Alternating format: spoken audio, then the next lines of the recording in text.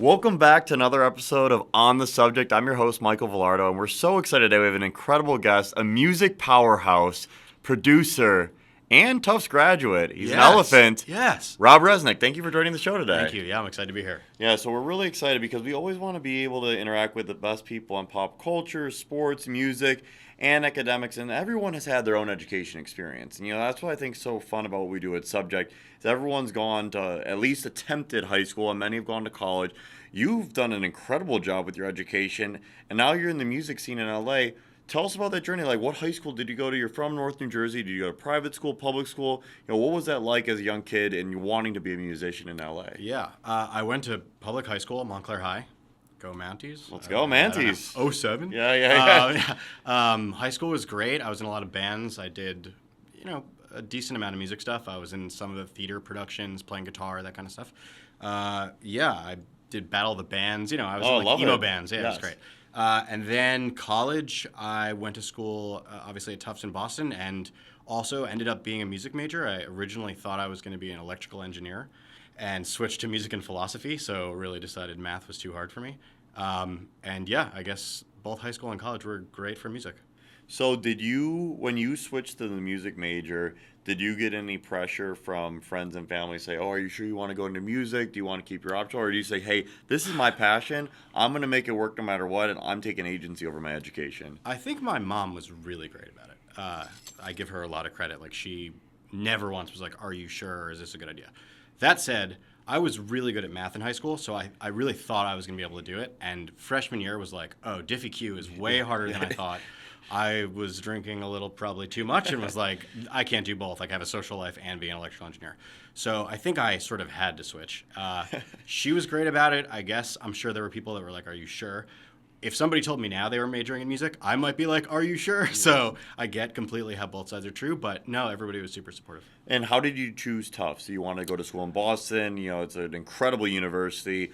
I believe it's like top 30, top 40 in the entire country, like great school. Yeah, how did you find it? I applied to like 8 or 9 schools. Tufts was the best one that I got into, I guess.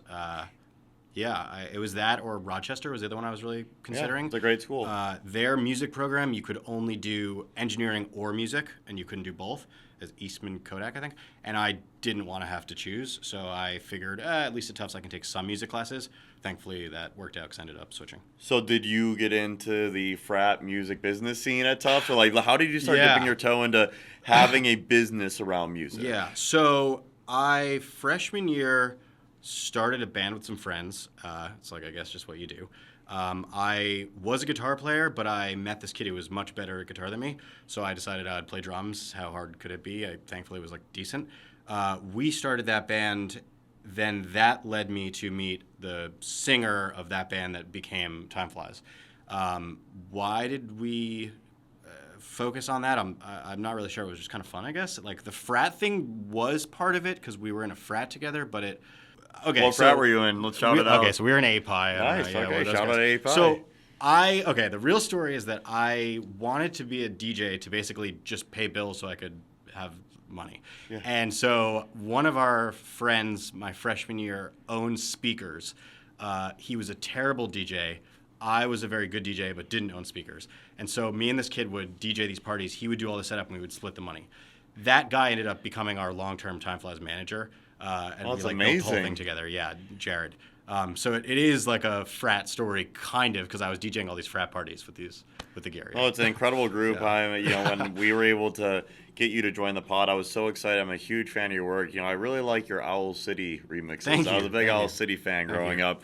And then, also Kesha, shout out Kesha. Yeah. And so many great other artists. Yeah, I hope I'm not basing it to, too minimalistic. But you all came together, and a lot of folks don't realize that music, the business side of it, is so challenging. It's very much like a startup. You were co-founders. Yeah. You founded something. You had to believe in it before anyone else. You have to start at the bottom. You have to work your way up. Talk about some of the hardest times, if you don't mind, about starting a group and what that's like, and how a lot of people don't see those behind the scenes. So I think, firstly, the other guys who were involved, we had a little management team, and then me and Cal. They were entrepreneurial leadership majors or minors or something like that. So they really had spreadsheets, and they were into the whole business side of things. I think that helped me become good at that, and I like to think that's why I'm now like doing okay. Is like we all got good at finance, but I think also just like on a work perspective, we were both just really hungry and driven, and that obviously leads to successful businesses. Yeah, I guess what you're asking me like why would the Well, business was no, so well, a successful? couple of things, but actually that's a really good tangent there. So a lot of folks, especially, we're in LA, it's an incredible city, a lot of great energy, creative energy. If you're, an athlete, artist, maybe you don't need school, but it seems like school did help you guys. It helped, and one, it helped you meet your For sure, co-founders. for sure. And so I think we a lot of times neglect to understand how important the social and emotional intelligence school provides you just by being in a group of people who are also ambitious and Yeah. exploring themselves. But it sounds like you actually had some tactical skills from school that have helped you with Time Flies. Yeah, I hope that in 20 years when I have a kid who's going to college that there is still college. I Yep. think it was like a great experience. I'm a big believer in college. Yeah, I had a agree. lot of fun. Yes, At least a that. lot of fun, yeah. I did end up meeting obviously a co-founder, Yeah. so like that was great. I don't know how much of the education I currently use, but I think about it a lot. So like, philosophy major was fun, and I'm glad I did that. And music was good also. Yeah. Well, no, let's actually. I want to pause you there because I think we have a lot of parallels, and I completely Yeah. agree. And so I think that's one of the challenges. You look at high school or college, and sometimes you're like, why does someone need to learn this? And a lot of it, I actually believe they don't necessarily need to learn, which is, something that's a little bureaucratic and we need to work through. The other piece of it, however, is the way of training your brain to be able to show mastery Yeah. or focus on Yeah, something and bring 100%. that to another parallel. I can't even imagine how much time you spend, building music and being able to work with incredible colleagues. What's that like having to train your mind and be able to do such deep work for hours on end in the music field? Yeah, I hear you on maybe that came from like high school writing papers or like hyper focused work.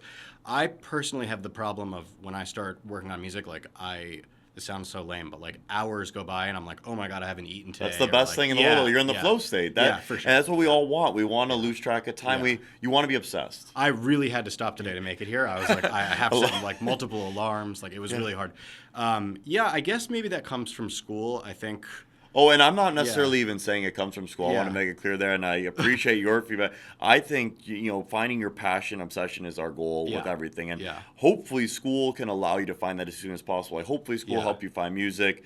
Hopefully school help me find tech entrepreneurship. But school is a tool to help us get the most fulfilling life possible. But if school is not helping you get the job you want, then what is the point of school? Is Yeah, school really yeah. helping you? And that's Yeah. probably the issue with the current system is a lot of people don't find out what they want to do till they're 35, 40, 45, and they may feel it's too late. Or they don't even ever find it their whole life, but you were Yeah. able to find it early and you went to pounce on it. Did you move to New York or LA right away? Or like, tell us about Yeah. that. So we were really lucky that our senior year when we graduated, we moved into Cal's house for a few months and made an album, and it went like to number 8 on iTunes, and it was this whole Amazing. big moment for us. So then I was like, okay, I'm not getting a job. So yeah, that was really. I mean, I don't know if it was lucky. It was a good album, but like it was lucky. You know what I mean? So. You earn your own luck. Yeah, for sure. I also think while we're just having this general conversation, like I am obviously hugely pro music education. I think that Yeah, just yes. school is a part of that, but obviously there's like other things that you can do to learn about music or anything else. Yeah, so I think I love this, captivating this moment here. And, one of the best advice I ever got was you get a once in a lifetime opportunity every 6 or 7 months or so. And it's how many do you actually take advantage of Yeah. and make happen? So you're saying, and like earn your own luck, etc. You hit number 8 on iTunes. Yeah. What do you do from there? Like, how did you captivate that moment? So you're in Cal's house this time, then where do you go? Then we moved into New York, to Brooklyn Nice. actually for Brooklyn, a year. okay, where? Williamsburg, I lived in Dumbo? Crown Heights. Nice, there we go. For a year. Yeah, it was a rough year. Then we made it to Manhattan. The journey's the fun part, Yeah, though, right? no, Yeah, it yeah, was. yeah. It was a great time. It was a great time.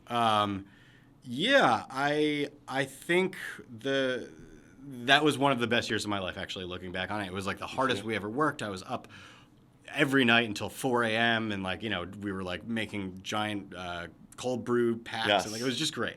Would I do that again now? Probably not. But yeah, it was good and very, I guess, lucky. Yeah. And so how did you maintain that relationship with other folks in your group? Like, how was that? Because, interpersonal relationships is such a big part of life, and especially in business. And if you can't have uncomfortable conversations, disagreements, and be able to work through things, you're not going to have a long shelf life. And, I think about even with my co-founders and, so lucky to be able to build with them, have a really good relationship with one of them. He was a groom to my wedding. And whereas the other one, obviously wish him all the best, but it's a really challenging time, don't get to interact with him as much. Like, how have you maintained such a great relationship? With those people specifically, or I mean, I guess just people I work with in general, I think it's really important, especially for me now working with like other people too, to remember that I can have a very separate music relationship with somebody from my like hanging relationship, and I want them both to exist, but like I can not necessarily, and I don't mean this specifically about anyone, but like not want to hang out with somebody, but love making music with them. Completely and agree. vice versa. Yes. And like being able to separate that. I think when I was younger, it was like you needed both. Yep. It was like, if we can't have a beer right now, like it's not going to work. And now I work with a lot of, younger singers that are living a very different life than I'm living. But the idea is like I can still hang and be like cool in the room and make music with you, and then I go watch TV and you go to the club or whatever it is. You know what I mean? Yeah, I think that's important. So what brought you to Los Angeles? Why are you out here? So after a few years in New York, we sort of were flying here like every few months, and it was just like, we got to make the trip. It's like, it's time to do it. So yeah, I guess after 3 years in Manhattan, we moved to New York, and I've now been here since, so like 8 years. What part of LA's have you lived in so far? I lived in Santa Monica for 4 years, I think. And now I live in Encino. And so with the music industry changing so much, with the rise of TikTok, what's your perspective on how you've always had to adapt? And, that's another piece we talk about with, not just education, but learning. You always have to, one, love learning, but be able to learn how to learn. Yeah.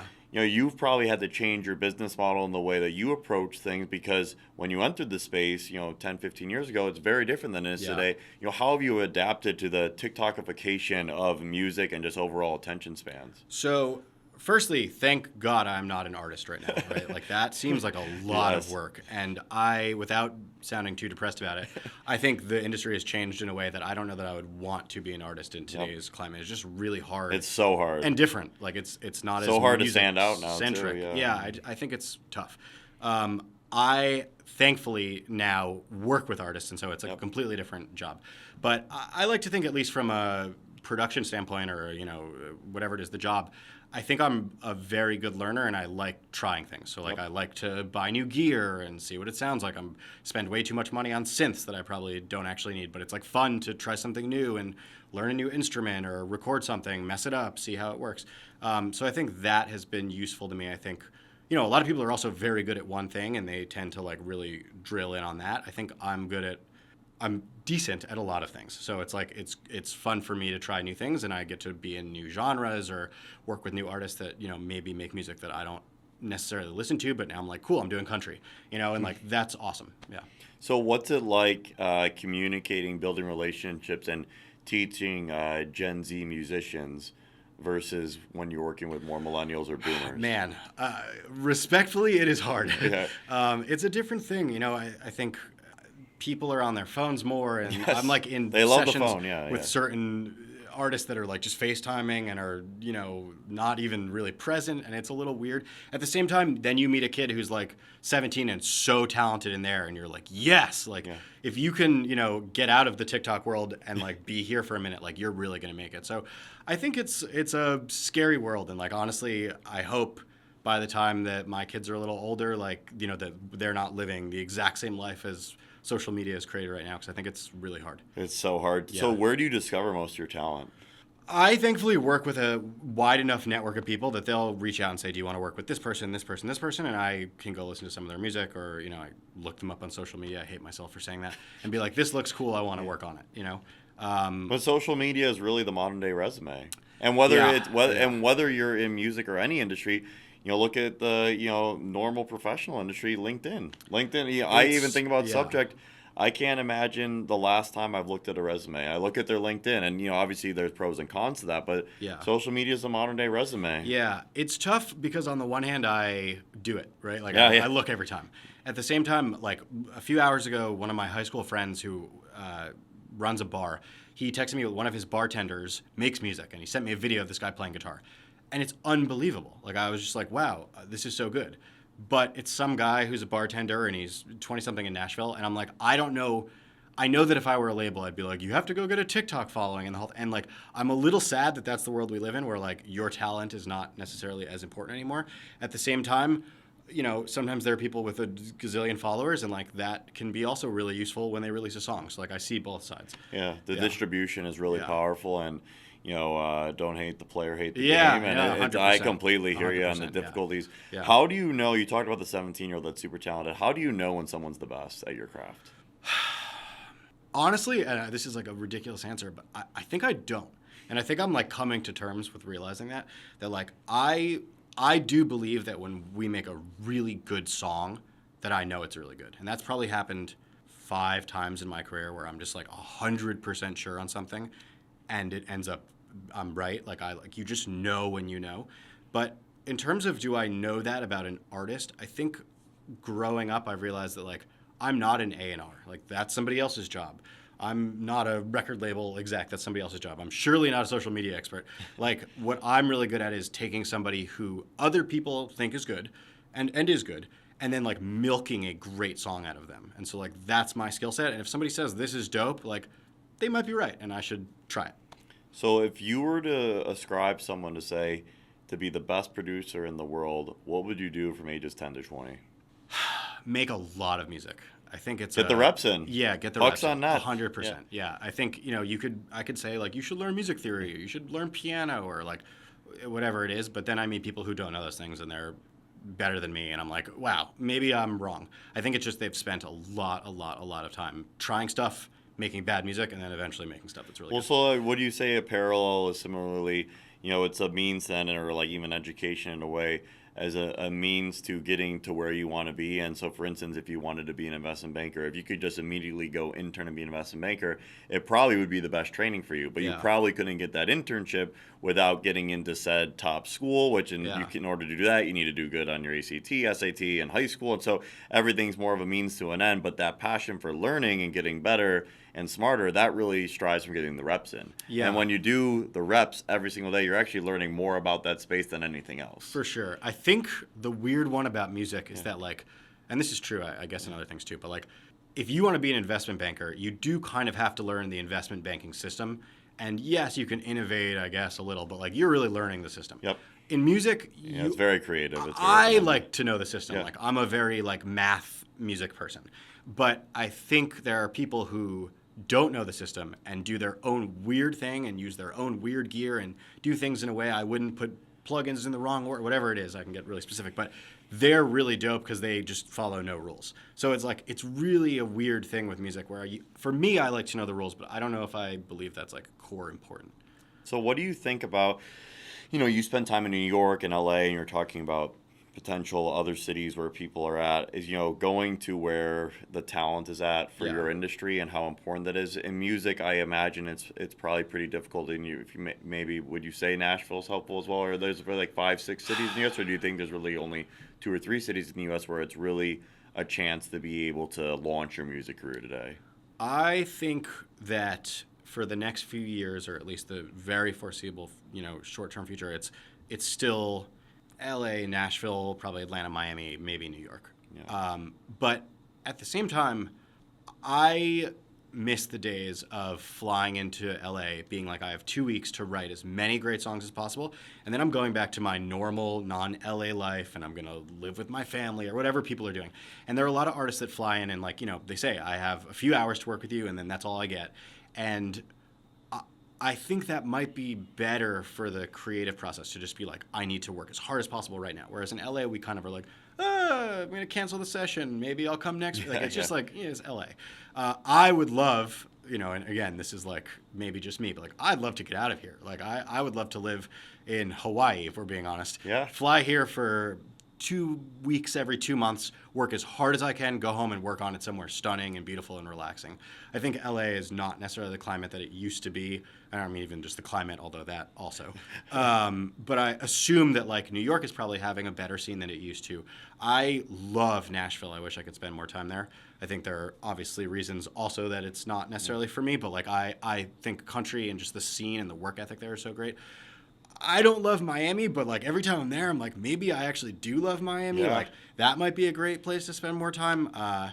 Yeah, I also think you can get a lot done from a laptop now. So like again, 10 years ago it was just a different thing, and now like maybe I could go live in Paris for 5 years and still be really like I have no idea. Yeah, it's the internet is crazy, right? It really is. No, I love the passion and Yeah. the intellectual curiosity Yeah. that you bring to the space. Thanks. When you're able to look back at, the last 15 years, what was the most monumental moment for you?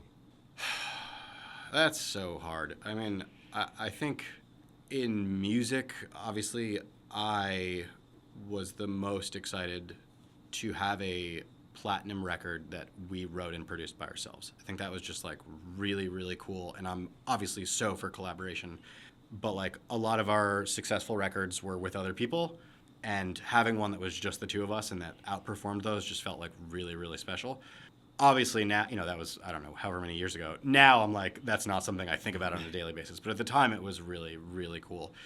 Also, it's really cool to see your music on TV just in general. Like I remember seeing, and this is like not the dopest thing, but we had a song in the Rose Bowl, and it Oh, was wow. just like at the time. This was again so long ago, Yeah. but it was like wow, like TV and our songs, like that was just really cool. I think when you're young, smaller things are really exciting, and like you I don't want to lose that feeling, but like I think that's just something that you have in your early 20s and like was the dopest moment, and it is what it is.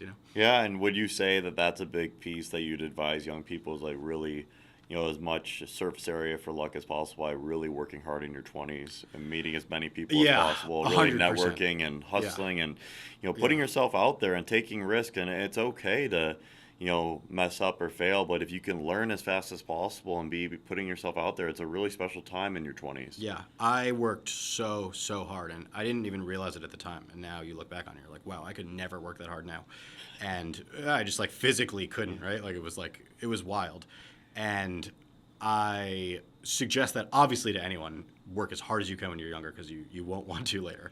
But also, I think it's like I will forever in like not really a sad way. I think it's just like real. Be like chasing that energy. And like as you get older, you just don't want to be in the studio till 8 a.m. like creeched out, right? Like, but like those were the best times. And I think, yeah, it's even if it doesn't end with success, it will end with happiness if you spend that time like really honing in on your craft. I love that, and no, I really appreciate how much you're obsessed with the craft of music and just truly shows why you've been able to become such a music powerhouse. thank you. And I'm really Thank you. indebted for your time today. And the one piece I'd love to wrap this up with and be able to put on your table is if you were to base it down to any educational experience you've had, whether it was at Tufts or when you were in, Northern New Jersey high school, what teacher would you like to give a shout out to and Okay. how they changed your lives? All right, I'm going to try to nail them all. It's hard. I have to be honest with you. I think about this is so lame, but I think about all the time what my Grammy acceptance speech would be. That's just like Yes, I love that's this. a Let's thing go. that Let's we manifest think about. it. And I'm sure they would cut me off also, but I always practice in my head that I'd like to thank all my music teachers that I like, my guitar teacher, my piano teacher, my drum teacher. I think those people don't get enough credit. Both societally and just like, why does nobody thank their piano teacher Yeah. at the Grammys? Like, it's so obvious that person was so key to your success. Anyway, so very briefly, I had Anna Katz-Nelson was my classical piano teacher. I loved her. She was a genius. She taught me, I want to say, like almost the foundation to everything I know. After that, I had Matt King, who was my jazz piano teacher. He was also a genius. Showed me that you don't have to follow all the rules. Thank God for jazz. Josh Rubin, my guitar teacher. Love that guy. What a guy. Then I had Renato Malavasi was my drum teacher. Unbelievable. And then the teachers were Mr. Best, Mr. Ward. My college teachers were great too, but honestly, I think by that point you've kind of decided who you are. And I think my like high school teachers were the ones that really like forced me to try a synthesizer. Those are all my music teachers. Yeah. That was beautiful, and that's why what we're doing here at Subject is so important, and it's truly my life's work because we are helping students at the most formidable years, 14 through 18, and have the ability to find themselves like you did, and we hope that they can become incredibly fulfilled adults, and love your music, love everything you've been able to share with us today, and Thank you so much for impacting the world in a positive way. And so this is another incredible episode of On the Subject. We're so indebted for our guest here today. I'm ready to go listen to some Time Flies. I hope you are all as well. Let's get some boosts on the Spotify, and we're ready for the Grammy acceptance. We're rooting for you, man. Thank you so much for your time. Thank you. Appreciate it.